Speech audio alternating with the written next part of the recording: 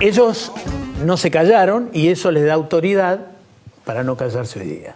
Y es bueno que cuando hay gente que dice vamos pum para arriba, está todo bárbaro, y no está todo bárbaro porque el presidente mismo ha tenido que salir a hablar por todos lados, alguien diga qué es lo que está pasando. Hola José Luis, hola Agustín. ¿Qué tal? Augusto, ¿cómo estás? Fíjate quién está a tu izquierda, A tu izquierda, ¿quién está? Yo. Así que ya sabemos, la derecha recalcitrante, ¿quién es? Bueno, ya que estoy en ese lugar, ¿qué está pasando con el endeudamiento? Porque el gobierno dice que está bajo control y que está todo más o menos ordenado. Y hay otros que dicen que hay un exceso de endeudamiento hoy día en la Argentina. ¿Vos cómo lo ves? Bueno, el proceso de endeudamiento recién está empezando. A ver, el cambio que es cambiemos en materia fiscal respecto a lo anterior es que el mismo déficit fiscal, o más alto incluso todavía, el déficit fiscal del año pasado fue 7 puntos del producto. Este año podrá estar entre 7,5 y 8 puntos del producto. Incluyendo provincias, sin dibujos, incluyendo intereses, no la estupidez esta que nos propone Pratgay de mirar solo lo que a él le gusta mirar y va toda la manada de economistas a ver si le pegó o no le pegó. El déficit relevante, el que importa, el que impacta en la macroeconomía, en la vida de la gente, 7,5 puntos, 8 puntos del producto. Entonces, a lo cual la deuda cuasi fiscal. Sí, eso sin coste fiscal. Y la deuda, bueno, financiarás de esos 7,5 puntos, más o menos 2 puntos emitiendo moneda y el resto será deuda, de la manera que la quieras ver. Así que la deuda pública recién empezó a crecer, pero va a ir a un ritmo de 5 o 6 puntos del producto el aumento de la deuda pública. Él, evidentemente, no habla o no le cree a Macri, porque Macri le dijo a Morales Solá que el déficit fiscal está bajando, según le dice Pratgay, y que el año que viene vamos a crecer al 3,5%, lo cual me encantaría, pero me preocupa saber si hay condiciones para eso solamente sosteniéndolo con deuda. Primero, los números no dicen eso, digamos. Los números dicen que el déficit crece. En realidad han apuntado a licuarlo con inflación, pero la verdad es que la política del gobierno frente al tema fiscal ha sido básicamente, en vez de reducir el déficit y bajar el gasto, por lo tanto, fue cubrir el déficit. Y para eso, bueno, la política pareciera ser que la estrategia básica es la deuda, el atraso cambiario. Esta es una mezcla realmente muy complicada, digamos, ¿no? El seguir gastando sin medida, a pura deuda, con atraso cambiario, ya lo hemos visto, ya sabemos cómo termina esto. Realmente lo que asusta es no ver señales fiscales que atiendan el gasto estructural. A lo que se limitó el Ministerio de Hacienda en los primeros meses del año fue a sentarse sobre la caja del gasto discrecional. Pero en medidas de gasto estructural, nada. Y el único ajuste que hubo se ha desdibujado y además no fue un ajuste que hizo el Estado, fue un ajuste que el Estado le pasó a los particulares, que había que hacerlo, no hay ninguna duda porque había situaciones de inequidad en el tema de las tarifas, un sistema energético al borde del colapso, pero amén de que se ha desdibujado eso, en realidad de lo único que trató fue de pasarle gasto del Estado al sector privado, pero ajuste del Estado todavía no hemos visto nada. José Luis, el blanqueo es el tema central del gobierno de aquí hacia adelante, diría el resto del año. ¿Es la herramienta que puede rescatar de la recesión, diríamos, de la falta de inversión en la medida que necesita? ¿Cuáles son tus expectativas sobre el blanqueo? Déjame hacerte un comentario, una pregunta que quedó flotando antes. ¿Argentina puede crecer el año que viene, como dice el presidente, entre 3 y 3,5? Sí, claro, puede crecerlo. Es un escenario que tiene una probabilidad de ocurrencia. Probablemente crezcamos el año que viene. ¿Cuánto? No sé, pero puede ser 3%. Pero más allá de eso me parece ridícula la tómbola en la cual hemos convertido la profesión de los economistas y la política también. La verdad que no es momento para hablar de si crecemos 3, 3,5, la inflación baja de 42 a 19, 22, 23. Estamos hablando de cosas salvajes y estamos tratando de pronosticar cosas salvajes. Me parece ridícula la discusión que se ha planteado en Argentina en ese sentido. Pero bueno, respecto a lo que dice el presidente, podemos crecer 3, 3,5 el año que viene, pero la inflación difícilmente sea menos de 20 como el presidente pretende. La inflación tranquilamente va a ser muy arriba de 20% el año que viene. Sobre el blanqueo, perdón, pero que me parece importante dejar. El blanqueo, mira, el dinero blanqueable negro de Argentina afuera no supera los 100.000 millones de dólares.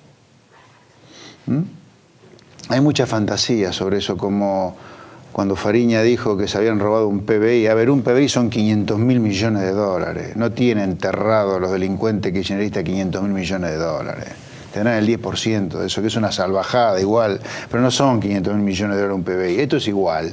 Hablan de 100, 200.000, 400.000. El dinero blanqueable son 100.000 millones de dólares. Y si vos incluís esos dinero bancario en negro, blanqueable, si vos incluís lo que está circulando cash, puede llegar a 160, son 60 más. Pero el que está con cash en una caja de seguridad, ¿cuál es el incentivo a blanquear? El que tiene incentivo a blanquear es el dinero bancario en negro que vos tenés, porque va a venir el intercambio automático de información. Entonces, no tengo idea cuánto se va a blanquear de los 100.000, no tengo idea, pero aunque no tenga idea de cuánto se va a blanquear, porque esa es otra tómbola ridícula en la cual nos hemos prestado los economistas como profesión, sí te diría, es ridículo pensar que la plata que recaude el Estado, que va a ser un pedacito mínimo de lo que se blanquee, te va a salvar, no un gobierno, el año, un mes. Aparte ya tiene destino específico esa plata, que es pagar el retroactivo a jubilados por cerca de 80.000 millones de pesos. Así que, en realidad, el gobierno ha dicho, lo que recaude por el blanqueo, lo que recaude, no lo que blanquee, ¿no? Porque acá hay mucha confusión también. Una cosa es lo que blanqueas, y otra cosa es lo que traigas de lo que blanqueas, y otra cosa es lo que el gobierno recaude de lo que blanqueas, traigas o no lo traiga. Lo que el gobierno va a recaudar del blanqueo, que es un one shot, es por única vez, ya dijo que lo va a gastar 100% en un pago a jubilados, que también es por única vez, que es el retroactivo. Así que no te salva nada, te salva un gasto. El tema de inversiones directas preocupa mucho. Se insiste en que se prometen más números de los que se concretan. ¿De qué depende hoy día que se concreten las inversiones directas que se están esperando para generación de empleo? Es sencillito, de que la Argentina se convierta en un país atractivo, pero para que el país se convierta en una economía atractiva para invertir, tenés que tener, en primer lugar, un país donde hay una promesa de resolución de un gravísimo problema fiscal que es verdaderamente una bomba de tiempo si no se atiende. No se puede dejar crecer permanentemente el gasto y el déficit y simplemente tratar de resolverlo con endeudamiento. Ese es un componente. El otro es, a ver, incluso para los que estén pensando en blanquear o no, ¿la presión tributaria cambió? ¿Va a bajar? Este infierno tributario en que vivimos. Ahogados por impuestos, ahogados por peajes de todo tipo. Ahora viene el grabado de autopartes en la ciudad de Buenos Aires. El BTV, que solamente se puede hacer en 6 talleres. Uno no sabe por qué no se puede hacer en cualquier taller. O sea, castigados por el Estado por todos lados donde nos encontramos. Normas laborales antiempleo, pero también anticapital, con lo cual se ha conseguido el peor de los mundos para el desarrollo de los negocios. En una economía así, en tanto en cuanto no haya señales de cambio en algunos de estos aspectos, en algunas de estas variables, y realmente por ahora sigue, no es precisamente atractiva. Por supuesto que ha mejorado la situación con lo que teníamos. No se necesitaba demasiado para también el infierno que vivimos durante estos 12 años desde el punto de vista de clima de negocios. Pero creo que todavía falta mucho por hacer. Uno se pregunta qué es lo que están haciendo en el área del ministro Cabrera, en el área del ministro Ibarra, la modernización del Estado, ¿en qué quedó? Mira, acá como concepto, para no perdernos a veces en la cantidad de árboles que hay dando vuelta, Argentina hace 70 años que hace lo mismo. Y Cambiemos no es ningún cambio respecto de eso. Está haciendo lo mismo que el menemismo, que el kirchnerismo, que el alfonsinismo, en infinidad de aspectos. Nada más que hay un pequeño cambio en algunas cosas como para que el plan no reviente. Y esto lo ha dicho Cambiemos en algún lugar. Macri se la pasa diciendo que estuvimos a punto de volar por los aires. Él, para no volar por los aires, hizo lo necesario, o lo mínimo necesario, girando algo el barco.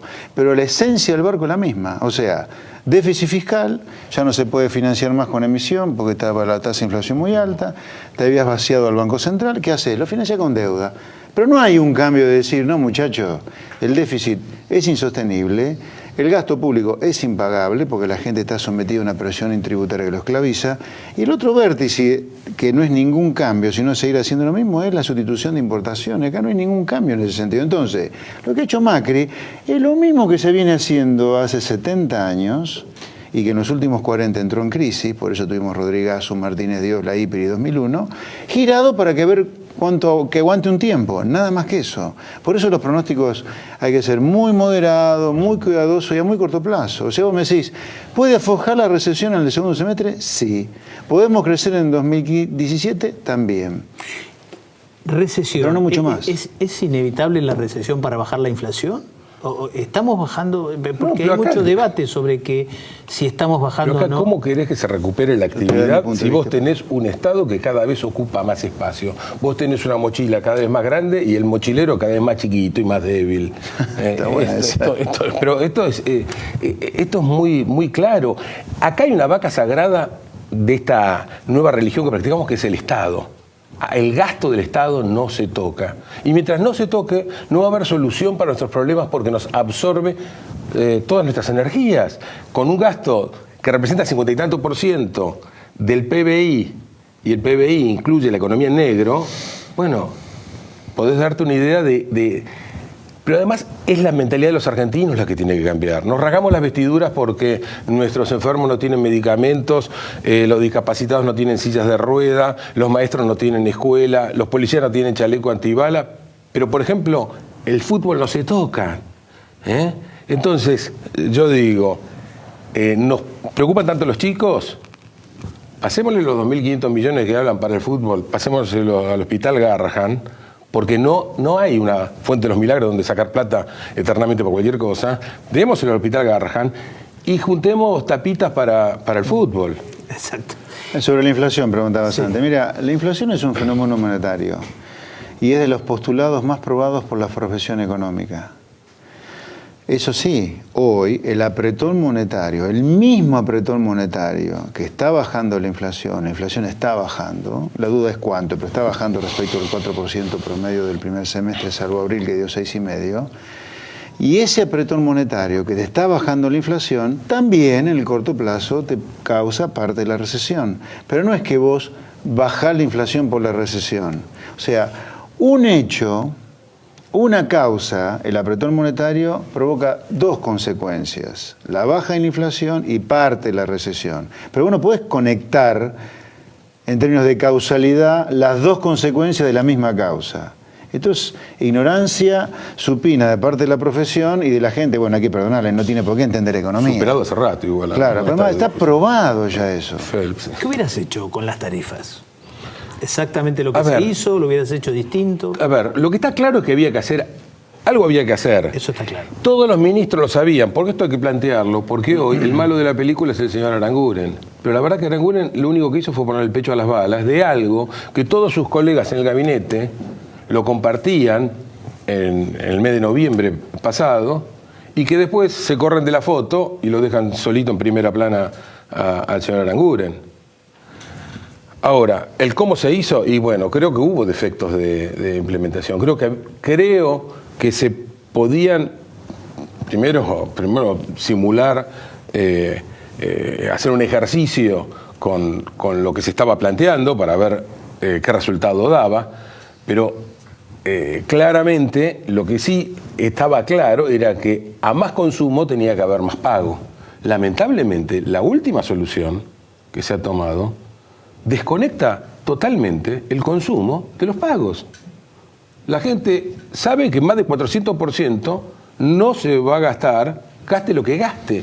Y eso es un contrasentido en un país donde, por otro lado, te están diciendo de que pases un poquito de frío, cosas por el estilo. ¿Compartís esto? ¿Lo que dice Agustín? Sí. Sí, claro. Sí, a ver, yo creo que con Aranguren en general, habrá excepciones, pero la gente se la agarra porque es el que puso la cara para traernos la mala noticia y nos quedamos sin energía. A ver, yo a todos los genios que lo critican a Aranguren le pregunto, ¿te quedaste sin energía? ¿Qué vas a hacer? ¿Cuánto vale la energía cuando te quedas sin energía? Podemos discutir cómo hacer el ajuste, pero te quedaste sin energía. Hubo un conjunto de irresponsables en la última década que, además de ser una asociación ilícita porque se robaron todo, el kirchnerismo, nos dejó sin energía. La carne, ¿por qué te crees que voló el precio de la carne? Porque nos quedamos sin vacas, básicamente. El trigo, ¿por qué voló el trigo, el pan? Porque nos quedamos sin trigo. ¿Y por qué? Porque hubo un conjunto de irresponsables, que además fueron una asociación ilícita, insisto, que nos dejaron casi sin trigo. Bueno, cuando te quedas sin algo, ese algo pasa a valer por todo lo que no valió durante mucho tiempo. A ver, en economía podés hacer cualquier cosa, menos evitar las consecuencias, y además, no pagar lo que las cosas valen te trae problemas. Vos te tenés que ir, yo sé eso. En un minuto vamos a hablar de la grieta social, que es el complemento de lo que ellos estaban planteando desde el lado económico. Gracias a los Agustín. Un gusto, Gracias, como siempre. Gracias, Agustín.